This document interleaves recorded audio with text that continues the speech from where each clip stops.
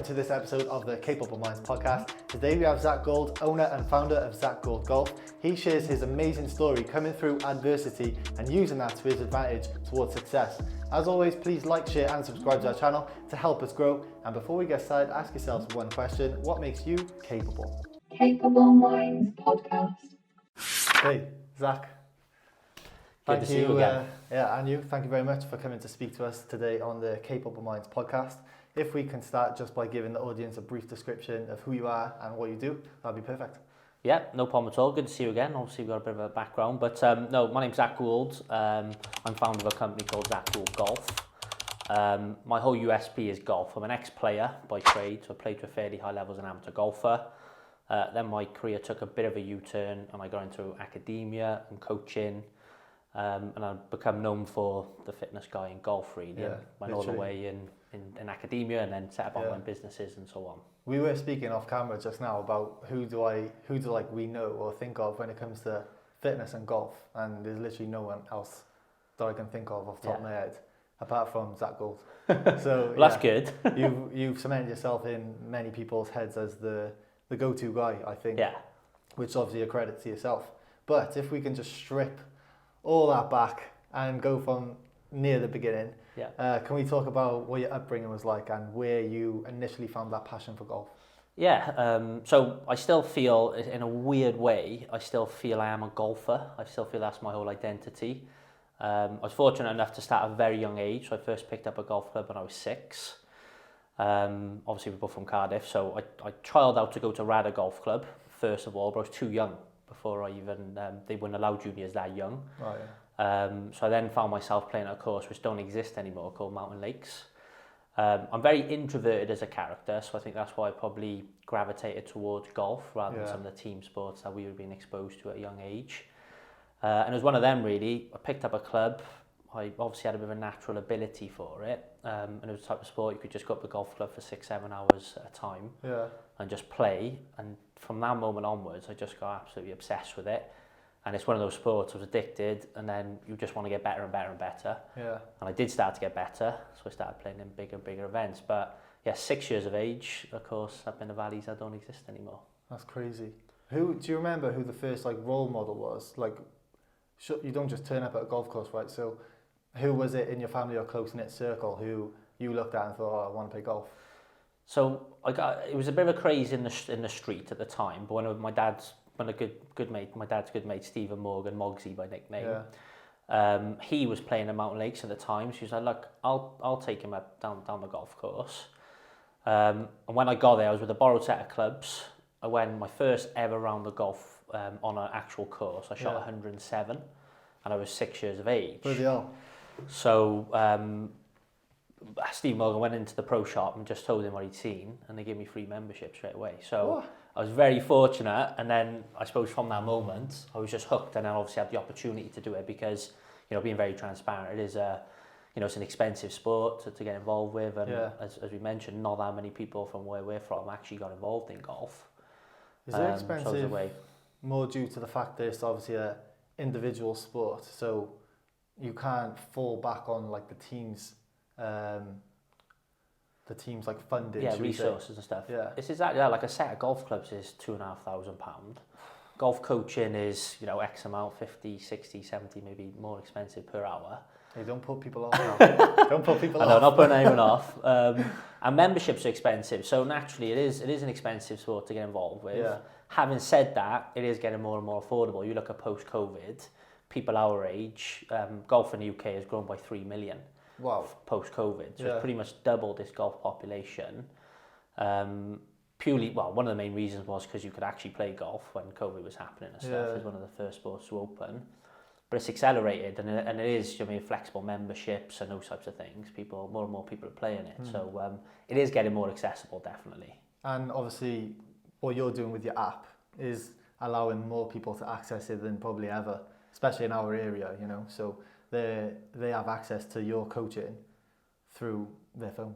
Yeah. Whereas before they'd have to go to a club and, have one-to-one like a PT almost. Yeah. So when did you realise that you were good? I know you said when you were young, your skill set just grew and grew, but do you remember that feeling you had in your head when you thought, I'm actually getting pretty good at this. Like I want to follow this sort of journey. Do you remember that feeling? I think a bit of a moment when it started to sink in was when I first played, you play club stuff and you come through all, the various levels. But I first remember when I got selected for Glamorgan County, and I was 10 years of age, and then I got put in the elite squad at 10, which I didn't really knew what that meant at that time. But when I turned up, I realised there was 18-year-olds there. So when you're kind of 10 years of age and then you're playing with players that are 7, 8 years older than you, then I think I started to realise, actually, I must have a bit of a talent for this, because why am I in the same squad as these players? But I don't think it really sinks in until you represent your country. And I first represented my country 2 years after that point. I was the youngest ever to play for Wales in the Boys Home Internationals, which is where England, Ireland, Scotland, Wales play against each other. And although I was 6 years beneath my age group as an under-18s team, I went unbeaten.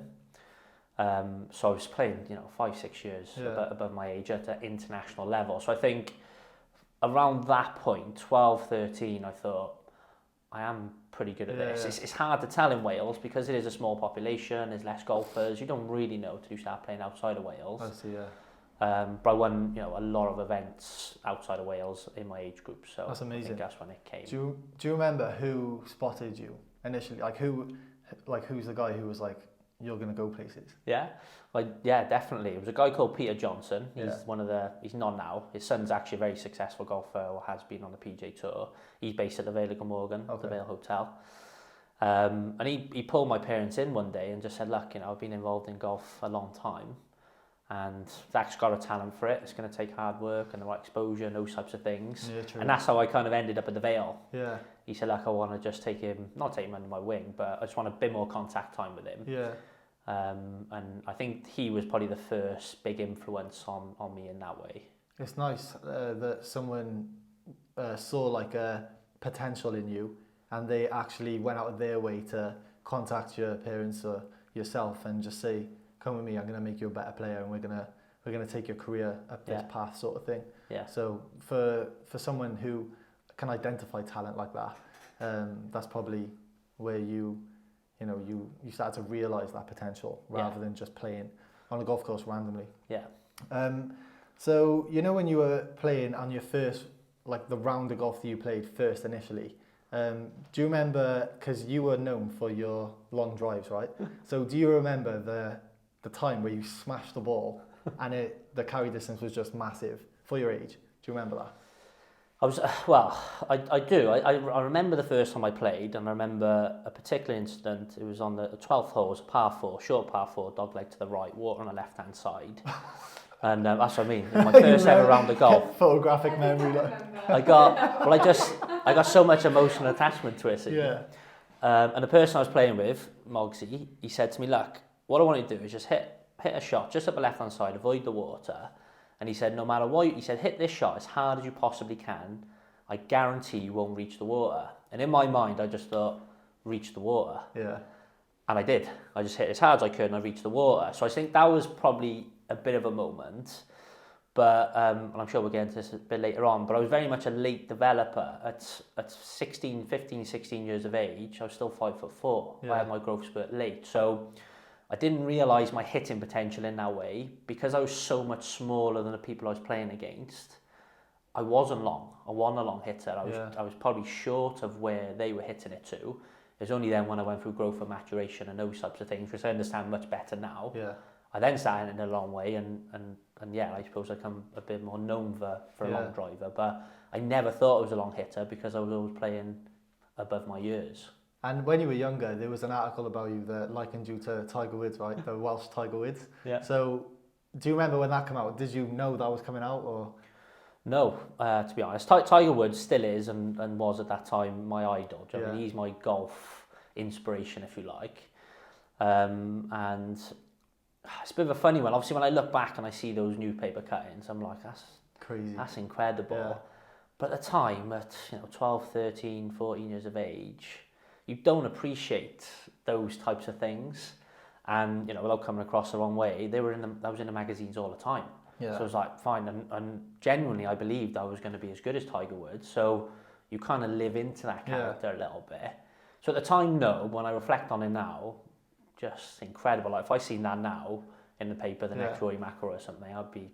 Like what if you probably have had it, where the golfers you work with and coach, they get likened to a professional nowadays. Obviously Tiger Woods is still playing. Is he still playing? Still going, yeah. Yeah, so if they get... But still going. Yeah, if they get likened to a player of that sort of caliber, like as a coach now, that's going to make you feel ultimate, like proud and excitement for them.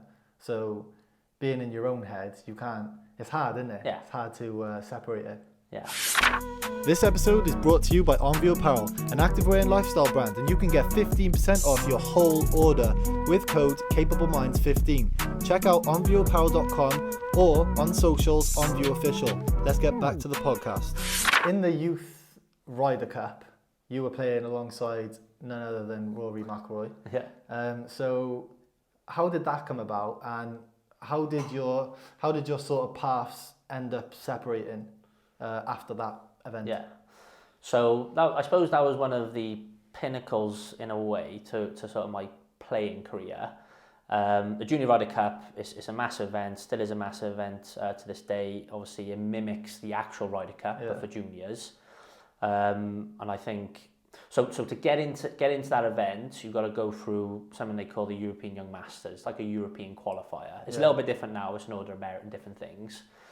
And it's a one-time tournament. So this was held in Austria, and all of the best golfers in Europe are invited to play. And we were all there. Do you know what I mean? Rory McIlroy, Danny Willett, all the people you would see, successful now on the TV. It's crazy, that is. And it's a 3-round event, and you've got to be in the top 4 to qualify. So they're automatic, and then the captain gets 2 wildcard picks. And there's 6 boys and 6 girls, and so everyone turns up at the event. I remember the week very, specifically, as you can tell, I've got a good memory on emotional events. But I was fortunate enough to win that event. So at that point, I was profiled the best golfer in Europe for under 16. That's crazy. On the back of that then, obviously I was in the top 4 of qualifier. They picked 2 wildcards, and then they flew us out to the actual Ryder Cup in 2004, which was at Oakland Hills, where Conor Montgomery held the winning putt, for those who know golf well. Class. And that was just an incredible experience. So you fly out, you play against America first, and then you go and watch the actual Ryder Cup. That's class. But obviously in that team was me and Rory McIlroy. Yeah. And it is one of them. Obviously you see in all sports, people coming through, you don't realise how good they're actually going to be. I obviously had a feeling with Rory, some of the things he was achieving at that time, and his body language and his confidence. You do know that he's going to go on to big things. We don't quite know how big. So we were mega successful. We absolutely battered the US. So I can't remember the score, but it was something like 11-2. We absolutely annihilated them. And I actually hit the opening tee shot at that event. Against another famous golfer called Tony Finau, who was on the Netflix. People must have been watching you with like Hawkeyes, like fucking hell, this player's good. Do you know what I mean? Yeah. So, and for you to annihilate the USA, that would just put more eyes on you. Yeah.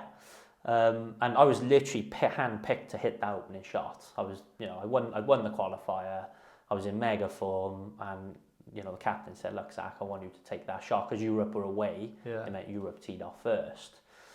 I suppose that whole experience was just incredible. That's why I first saw Tiger Woods face to face in real life.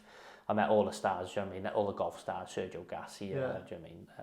Conor Montgomery. So it was, the pinnacle at that point. But I genuinely believed at that point I'd be back at some point as a player in the full Ryder Cup. So that was when I was 16. And then there's a lot in between now. But fast forward 2 years, like I said, I kind of started going through my developmental stage then. I started going through massive growth spurts. My swing started to change technically.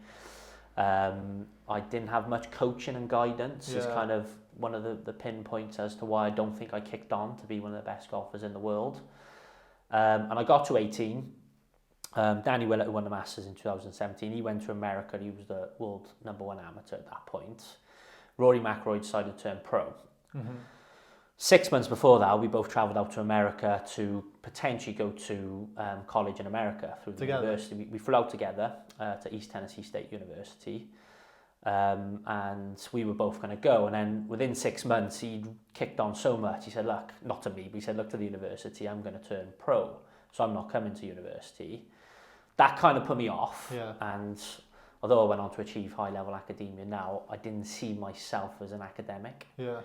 And I know we had a joke off camera about the schools we went to and stuff, but it wasn't how we were brought up. Do you know what I mean? People from our school didn't go on and do PhDs and different things. But anyway, so I didn't want to go down that academic route. But I realised Roy had kicked on so much. He went and got his tour card in 7 events. Within 7 weeks, he was then on the main tour. But I had plateaued in my game. Yeah. So I said, look, what do I need to now do? So I 360 the other way. I had lack of support around me from a coaching perspective. I then went and sourced the best coaches in the world from technical, S&C, mindset.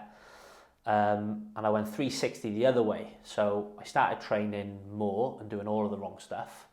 I started having golf lessons, doing all the wrong stuff. I started seeing a psychologist that didn't manage it very well. And I lasted 2 years, basically. And the way I describe it now, I got to 20 and I just burnt out. So, I know there's another follow-on story to that, but so then I decided, look, let's take a stopgap. Let's reassess where I'm going. I was going to go and get a job in House of Fraser. Yeah. And the reason being, I like diesel jeans. Yeah. So I thought, right, let's go and get some free diesel jeans. Yeah. A big mentor of mine in the business world, but he kind of mentored me and still mentors me to this day. Said, look, you're going to be surprised. I said, look, I need to take a break from golf. I've burnt out here. And he said, look, go back to school. You're going to be surprised who's going to come forward and help you.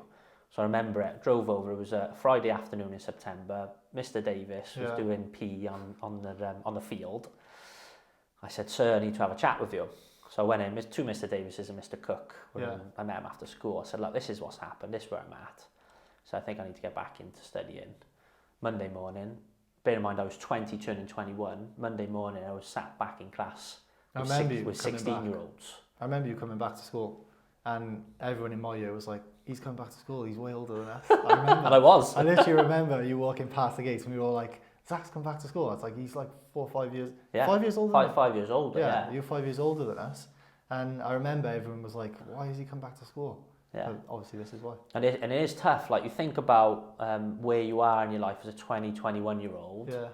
Do you know what I mean? I travelled the world. I've been pretty much everywhere. I haven't been in school or studying for 5 years. I didn't do particularly well first time, so I didn't know how good I was going to be. And, you know, these guys are, you know, and yourself, you're still mates to this day. Yeah. But on a Saturday, you're doing very different things to what a 16-year-old is. Yeah. So you come into school on a Monday morning, what are you up to on the weekend? You're like, I might have been down Mill Lane, but they've been playing Xbox or something like that. And so it was a huge, do you know what I mean, like in terms of adversity and mindset and those types of things. And it was tough, but it was just a huge moment in my life, really, to be like, I've gone back to school at 21. Yeah. Well, fair play to you for taking that step, mind. If we do look back, though, what would you give your younger self in that period of time as a bit of advice to sort of help him on his way, really realising his potential? Yeah, so this obviously comes up a lot now because, you know, I get invited to do talks with the Great Britain and Ireland squad. Obviously, still got involvement with Wales Golf. I'm very transparent with young golfers coming through because as high profile as I was at 16, if we don't put the right things in place and leave it to chance, bad things can happen. Like, let's be honest, a bad thing happened to me. I wanted to be the best golfer in the world and it didn't happen. So I'm very honest. So what I say to people, even as good as it is right now, you need to still work hard in the right areas, definitely. You can't become complacent and think you're going to be okay. Those types. Not that I did, but I do see young golfers getting complacent. I think they're going to definitely make money and be successful in the game. And it's massively, it depends on your team around you. So I'm keen to make sure they get the right team around them now. A group of coaches that we trust, that are honest, in it for the right reasons, understand that kind of start to finish development pathway to give any young golfer the best opportunity. That's the way I describe it. So that's kind of the message that I continually share now with young golfers coming through on the performance side. Ultimately, so they don't make the mistakes that I did. So you think it's important to have a good, like, multidisciplinary team kind of surrounding the athlete. So you have the athlete there and then S&C, masseuse maybe, psychologist, and so on and so on and so on, all trying to get that player to be better. Yeah. Or how does it work with younger players like who maybe are part of a club? Do they get those multidisciplinary services together, or do they get them from the same multidisciplinary team but individually? So it's a tricky one because you might have a different club, a different coach at your club, a different coach at your county, a different coach nationally, a different coach for Great Britain. So it is always a challenge on that side, and that's one of the reasons why my services exist online, because like we said, there's very few people doing strength and conditioning in golf. Yeah.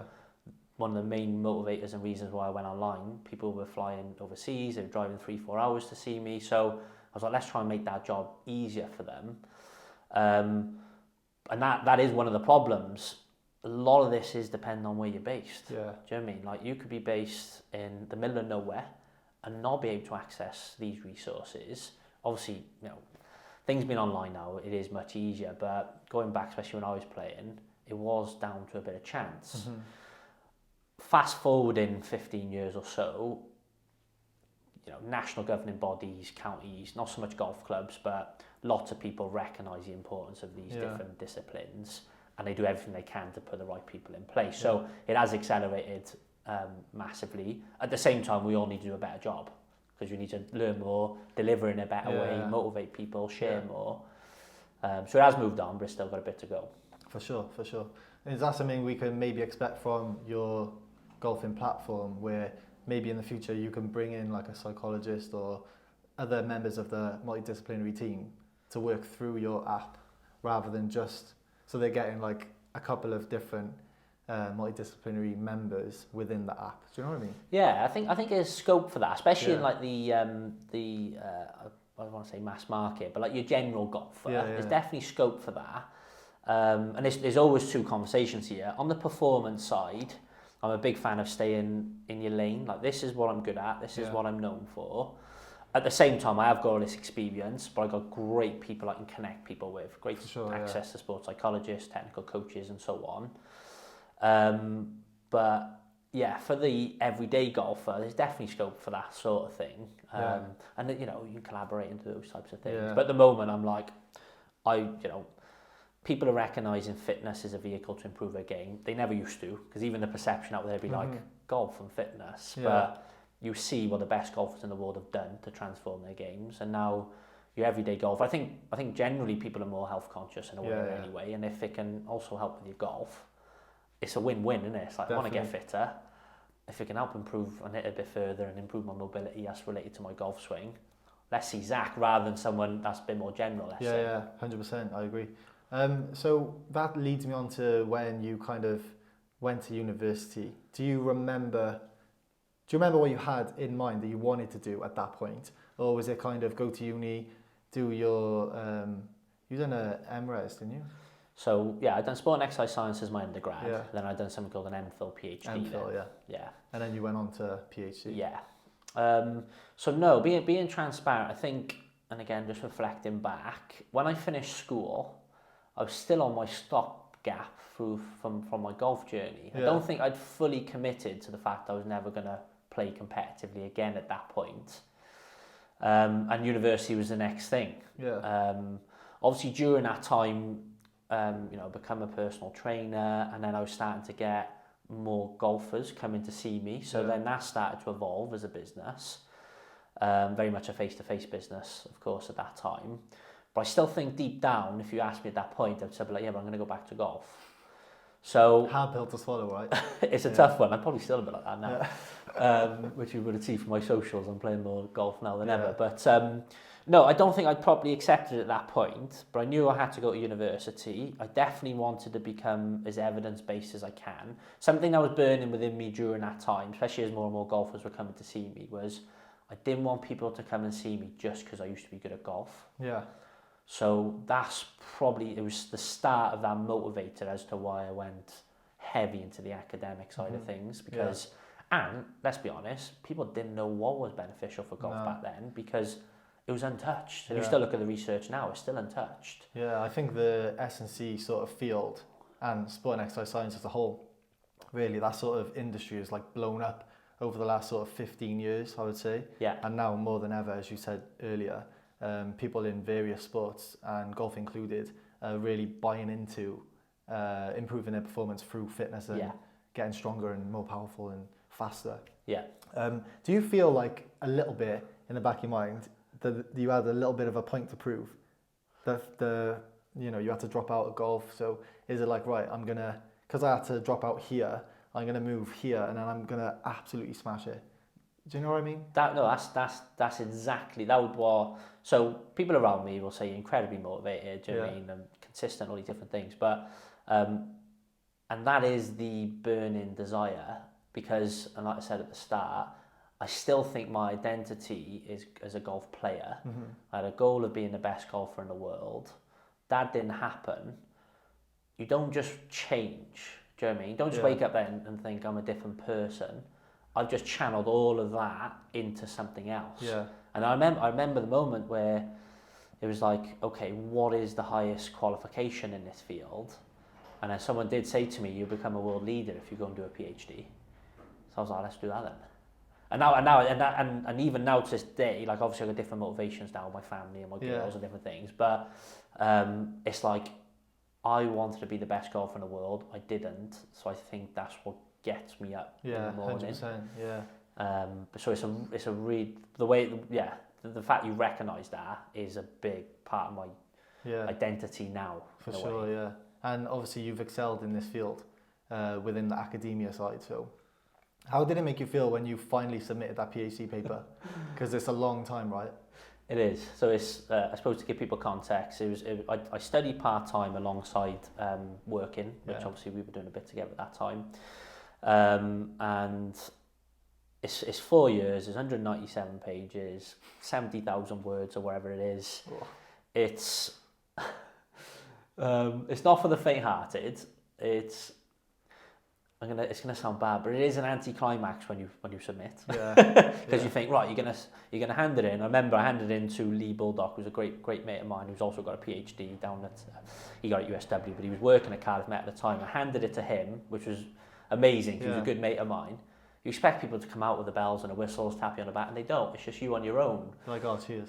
And it is literally like that. And like, what do I do now? And you're like, I remember I just went to a coffee shop and I was just like having a coffee. So it is a massive anticlimax, that bit. But the journey and the skills and the challenges you go on over that 4 years, because you are now sat in a room with other world leaders, professors in different topics and different things. So it just stretches your skill set so much, and your perseverance and your mindset, because like business, it knocks you all the time. It's a long journey. And I do describe business as a PhD. You're trial and testing all the time, and you're learning from the results, and then you're trying another study, and then you keep going. But no, I think the submission itself is an anticlimax. I turned 30 the year I graduated, so the big moment for me, I had a big party on my 30th at Canada Lodge, where all my friends and family come together. It was a celebration of my 30th, celebration of PhD. So I think that was probably the moment where it was... It's like the pinnacle. Yeah. It was amazing, So, when you were working, you said you were working part-time whilst you were doing the PhD, which is obviously amazing. That must be really, really hard to do, obviously. You were part of Wales Golf, right? Yeah. So how did that come about, and how did you find managing a job and studying for a PhD? Challenging. I've always got this thing. I think you do three things very well, and I know you've got lots of things going on, but I think you do three things really well. Anytime I try and do the fourth, right, it really throws me. So first of all, how the Wales job come about? Kind of when I was doing my personal training stuff and coming to university, more and more of the Welsh golfers just started to come to see me. So in the end, I was probably training 20 or 30 of the players anyway. So I kind of naturally opened a position. But like anyone starting in strength and conditioning, I volunteered my time for free. I remember my first contract with Wales Golf was 11 days. So you think, how much impact am I going to have over 60 golfers over 11 days? So I just seen them basically one squad once, done some training bits, and that was it really. When I kind of finished the face-to-face coaching, that contract was up to like 70 days. So you can imagine the impact I had on Wales Golf. And I still do. I'm still involved with them. I still use the app. I still use my services and different things. But that's how that come about. And obviously, great relationships with the coaches and the performance director and stuff like that. But it was, it was really challenging because it was self-funded, so you have the financial stress of paying for a PhD. Lots of people who do PhDs are on funded projects. So it was obviously doing that side of things. It was doing the face-to-face coaching. And then I suppose general life type stuff, and at that point starting to try and play a little bit. As soon as I try and do anything more than that, I drop the ball basically. The workload becomes too much. But I kid you not, I remember I was looking on Kerry, my wife's Instagram not that long back. When we first met, I remember she'd done a post. I'd done 56 days of work in a row, and she posted her on a thing saying, I can't believe he's done 56 days of work. So I suppose it just takes you back to the amount of effort that went in at that point. Sure. But managing it was incredibly difficult. But it does come down to work ethic and consistency and managing your time and all those different things, which you have to be successful at anything. Got to maintain a certain level of motivation and discipline every day, literally. Yeah. So that brings me on to your Dr. Golf business from there, because I think that's kindly taken us after uni now. You've got your PhD and we're through Wales Golf and everything else and all the other coaching. And then what made you start your own platform, which was Dr. Golf? How did that come about and who was involved? If you don't mind saying too much, let's see what you want to say.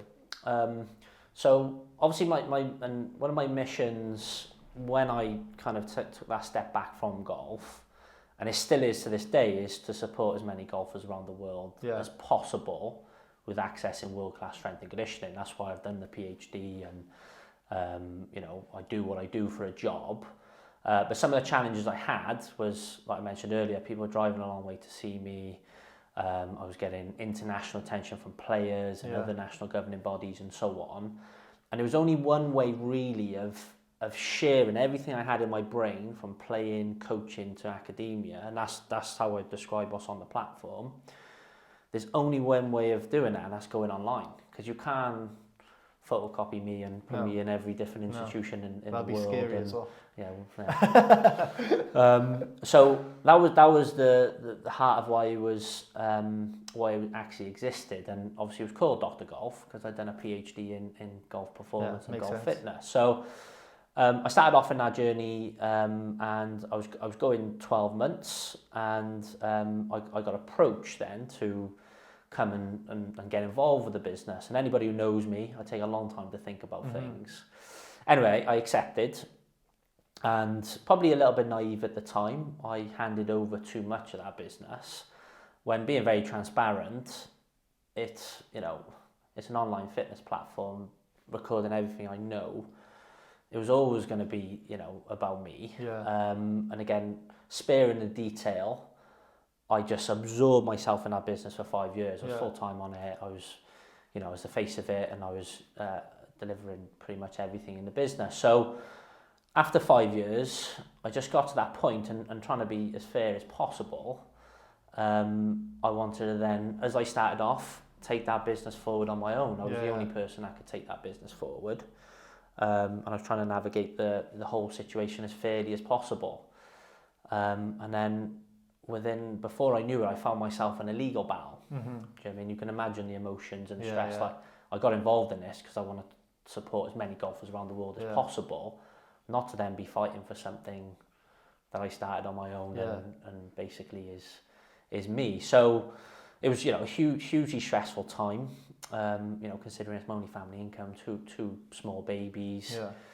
And it was arguably probably the toughest 6 months of my life, really. When I reflect on it now, I've got that mindset of like, I'm so grateful that's happened to me, because one, now look at, the brand and everything I've created, but the learning that I've gone through on that journey. So I can share that with my girls, and I can share that with anybody who wants business support, because it was, you can imagine, what sort of goes on. So, I was trying to navigate the thing as fairly as possible. I was the only person to take that business forward.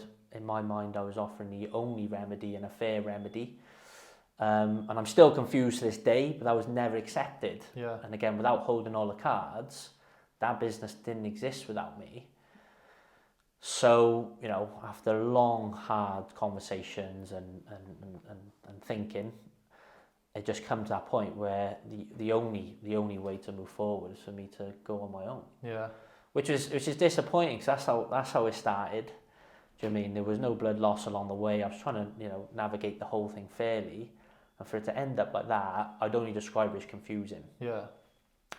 So yeah, that was obviously earlier this year, and then what I did from there, I think, was incredible. To go and rebuild what I've done in the first 30 days. When I look back now and what it took to go and do that, like, people won't know where I had to disappear to do that.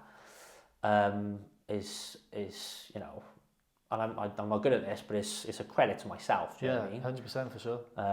But I had to take control of my life back. That was my whole income, and for anybody to think I was going to stay in that situation forever is confusing. You're never going to put your life on hold when you're the business. Everything you've worked for is what the platform is. Yeah. And all your knowledge and expertise is the platform. And also you're the face of it. So I think what you're doing now, Zach Gould Golf, that's actually better. And all the branding and the videos that you're putting out, I think look 10 times better anyway. So think of, what I like to say is, think of Dr. Golf as like an iteration, and now you're on the better thing. So Dr. Golf, iteration there, now okay, Zach Gould Golf. Yeah. This is the big one. Yeah. This is it, do you know what I mean? And like I said, the vision hasn't changed. I'm here to support and influence as many golfers around the world as possible. Incredibly, you know, proud of the brand. You can see the brands that I've got behind me. Do you know what I mean? It's one of the world's biggest brands in golf, Under Armour, American Golf.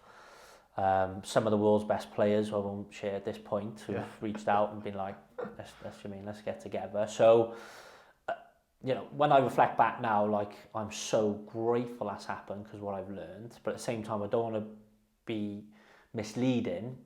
I was jumping off a cliff at that point. I was going back to zero. So I think the mindset that it took, do you know what I mean? Where it was literally, you know, I had to email every single customer to say, I'm out. Yeah. And I couldn't share why I was out for legal reasons, which is heartbreaking for me, because I built so many relationships there. So I think I went back to zero. I think it is that mindset of telling someone, I got a family to provide for, 2 small girls, 1 and 2 at the time. I went back to zero. So the courage it took, even at this time, Jeremy, when I think back, and I tell the story probably better in a few years' time, it's brave. How important was your, like, Kerry and your mum and sister and everyone, how important were they during that period? Did you kind of lean on them for support, or were you like, I just need to zone out and go for it? Bit of both. So anyone who knows me, I'm very, very good at going around and asking for a lot of different people's opinions on certain things. And I'm very good at cherry picking the stuff out of it that I think is really necessary. So I'm not what's the word? I don't make decisions flippantly. I don't just wake up one day and I'm very consistent in my thought. Yeah, I'm methodical in my decision making. So I consulted with a lot of people during that time, because it was a massive moment, and I'm massively grateful for the support I had, not only from my family and mentors and different things, but also from people on social media, you know, people then who did then resubscribe to my new business and new platform. Like, the support is just mind-blowing. I think I messaged you as well, straight away. As soon as I saw that news, I couldn't believe it. Yeah. So I thought, I'm going to message him some support, Yeah. Because obviously I have some businesses myself, and I couldn't imagine that happening. So I put myself in your shoes and I was like, wow, fair play. Yeah, and everyone knows, you know what I mean? Like, for me to make that decision, that's a big one. Yeah. And, you know, it took me a long time to, because, you know, being honest, I was emotionally attached to that. I started it. 100%. It was called that for a reason. But now, when I look at it, without that experience, this new stuff just wouldn't have been as good. 100%. And that's the only way. Like, in a weird way, I'm just over it now. Yeah. The emotion's gone, and I'm back to my old self. You're doing what you do best now. Yeah. Creating content, putting out information for young golfers, making them better. Yeah. This is literally what you have done everything for. Yeah. So you're back doing what you do best. Yeah. Zach Gould Golf. All right. So let's let's jump into the defining moment segment of the podcast. So as you know, I briefed you before we started filming. Every guest who comes on needs to bring in, you don't have to give them to me physically, needs to give us 3 pictures, moments that are pivotal in your life and career to date, how you're sat here with me today, and give a brief sort of explanation why they're pivotal and defining. So let's start with picture 1. What is it and why is it defining? So the first picture is me as a young golfer. And as you'll see, I'm stood. I know a hole. It's on the 4th hole at the Vale Morgan Golf Course, and there's a bit of a stream that comes in front of the hole. And I'm stood kind of on the water looking out, and it's not the very first picture of me hitting a golf shot, but it's kind of the first one I've got. Back when I was that young, they didn't really have they definitely didn't have camera phones. So. And the reason why I've selected that photo, it's from the Observer magazine. That picture is, which is a big magazine back in the day. The first thing is, I have an emotional attachment to that, because I always think to myself, what would I go and tell that person? Do you know what I mean? If I was going to go back and see what I've done, different things, what would I say to that person? Is the first thing. Secondly, it was based at a course I spent a lot of my childhood and got some very fond memories. But the reason I picked it is because it's my earliest golf picture, and when you look at what I've done in my life, imagine sat here now at 36 and I never actually ever picked up a club. What will my life be? Probably nowhere near where you are today. And that's why it's a defining moment for me, because I think about it a lot. So say golf didn't exist, so I didn't pick up that club.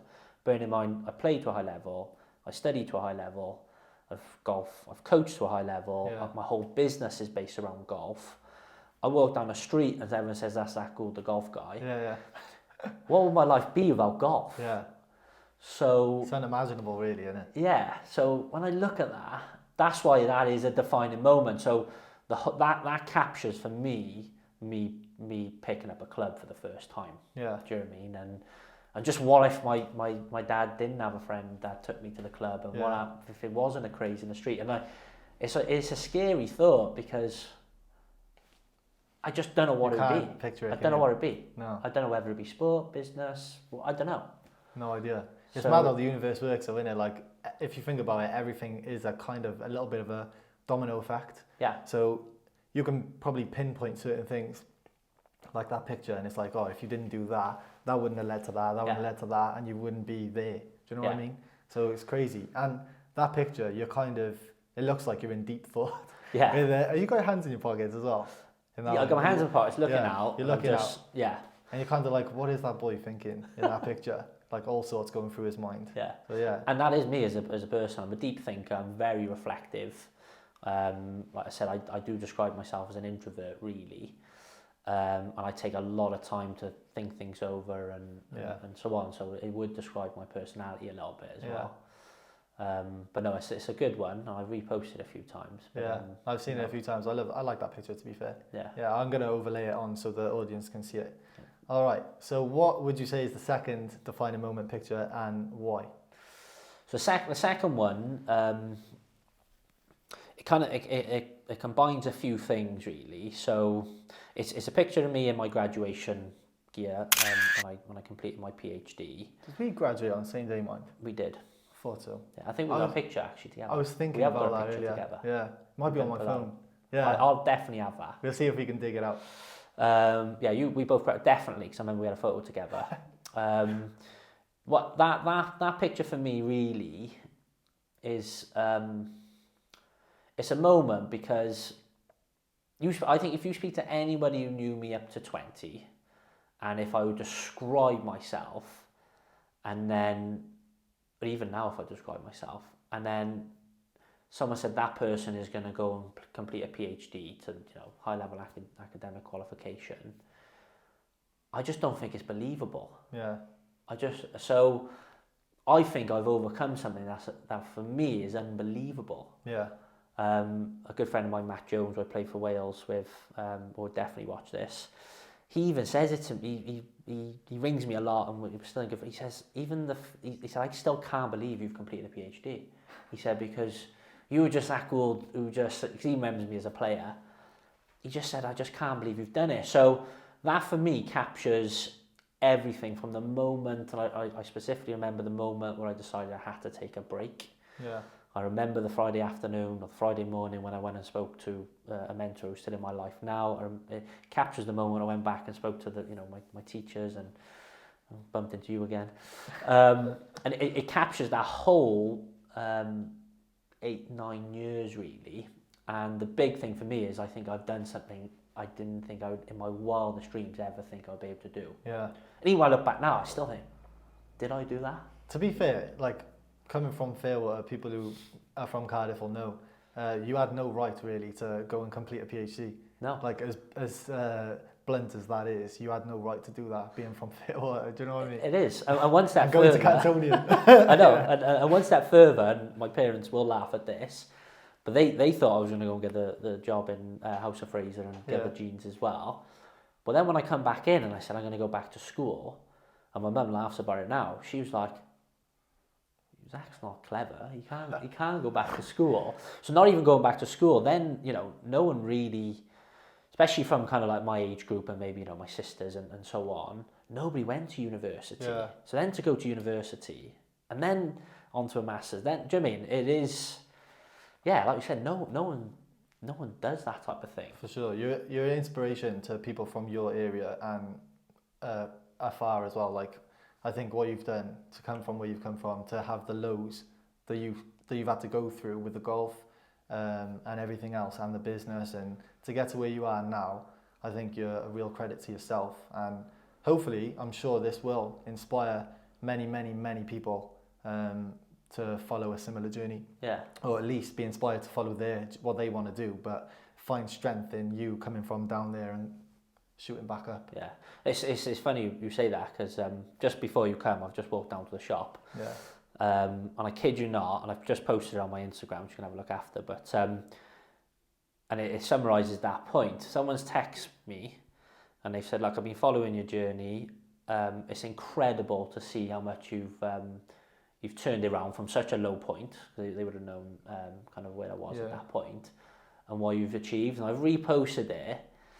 And it's more for other people out there, because there's a few things really where you can feel a little bit lost. Like some people don't know which direction to take, and that's okay. Some people have been through incredible hardship, because in many ways I haven't been through hardship. Things that are massively important to me are family and health and those things, and touch wood, I haven't been exposed to those things, which we all will at some point. But life events haven't affected me in that way. But at the same time, I've been through massive adversity in golf and different things. But it's literally how you bounce back. Do you know what I mean? And I've reposted it. I just said, like, anyone who's struggling out there, it's not what happens to you, it is how you bounce back. Yeah, and people say it's not, also another thing is, it's not what happens to you, it's how you react to the things that happen to you. Yeah. So it's not just, oh, that's happened to me, it's how I then react to that happening to me that can change my life. Totally, because bad things happen out there, do you know what I mean? And it is tough, and it is easy to sit and go, right, it's okay for that person because they grew up in that area, or they look a certain way, or they got financial support, or whatever it is. It is easy to say those things. Yeah. But everybody's got hardship, and you can either have this victim mentality, or, like you said, you can say, well, look, this is the cards I've been dealt. The only way I can get through this is massive action, and that's how I've lived my life. Anybody who knows me, I've never stood still. Yeah. And again, I'm not an erratic person like that, but I'm always striving to the next thing, next goal, next thing. And honestly, really inspiring. I love that. Let's move on to the third picture then. Why is it a defining moment, and what is it? So it's a picture of, I suppose, my reshoot, my relaunch of Zach Gould Golf, and obviously it was a hugely emotional time for me during that point. But it's a few things. Obviously, I've learned massively from the experience, and I'm massively grateful for it. So I couldn't wait to now share what I was about to do. I think it's a turning point in my business career, because, like I said, I'm on my own. I'm making my own decisions. I'm going in a direction that are true to my values and what I want to do. It's accelerated huge growth in certain areas from some of the big brands and different things.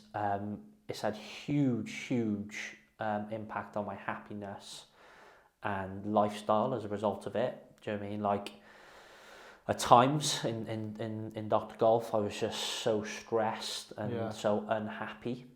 And, you know, probably because most of the responsibility fell on me. But now I'm moving forward with my life on my terms, and nobody else is in control of that. So the freedom and the motivation it gives me, like, I look at that picture and it just makes me want to work. Do you know what I mean? It inspires me.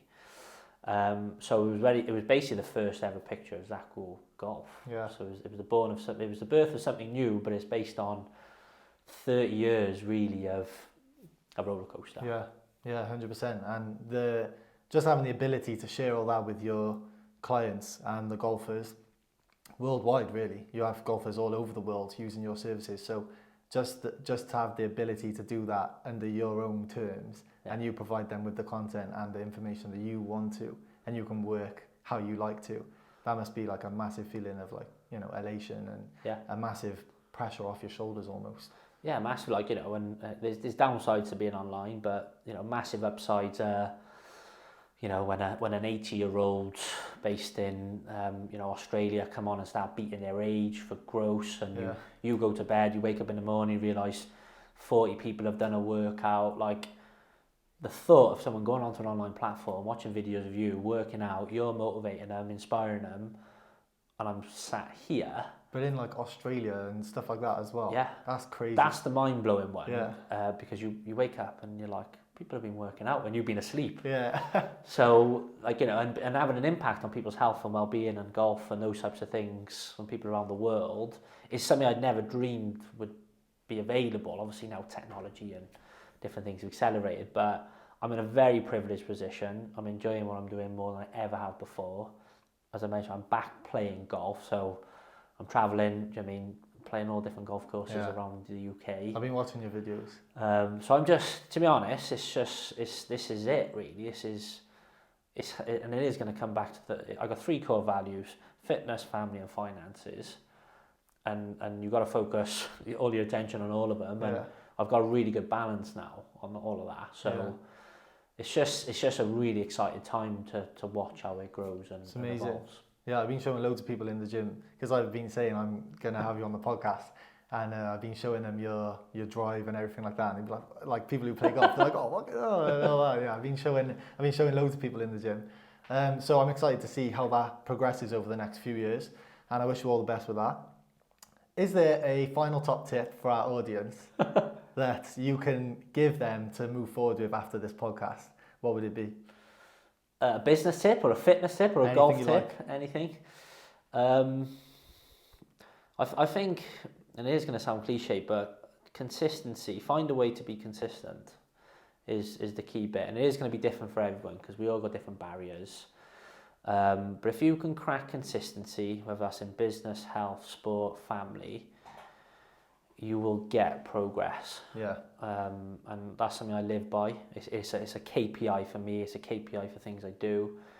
So yeah, if you can crack consistency, you'll be well on your way to achieving whatever that is you set out to achieve. For sure. And where can people find you if they want to keep up to date with your golf, and if they want to sign up to Zach Gould Golf? Where can they find you? So if you're golfers and you're keen and interested in improving your fitness, you can find me at zachgouldgolf.com.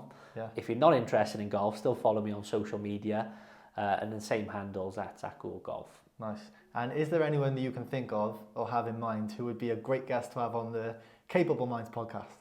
Oh, that's a really good question. Oh God. I'm thinking of a golf player now, but doesn't have to be golf. Could be someone you know. God, you throw me now. You could let me know after if you want. I'm definitely gonna let you know after because I want it to be a good one. Yeah. I want it to be a good one as well. Let me think about it. Let me think about it and come back. Yeah, that's fine. Let me know after. Drop me a message. So honestly, thank you so much for sharing your journey with us. No problem. Pleasure. Today on the podcast. I wish you every success with Zach Gould Golf, and I hope you go from strength to strength over the next couple of years. We'll all be keeping tabs on what you're doing on social media. I'm sure I'm watching all your amazing videos. But yeah, thank you so much for watching our episode, and I'll see you guys on the next one. Don't forget to like, share and subscribe to our channel. See you soon.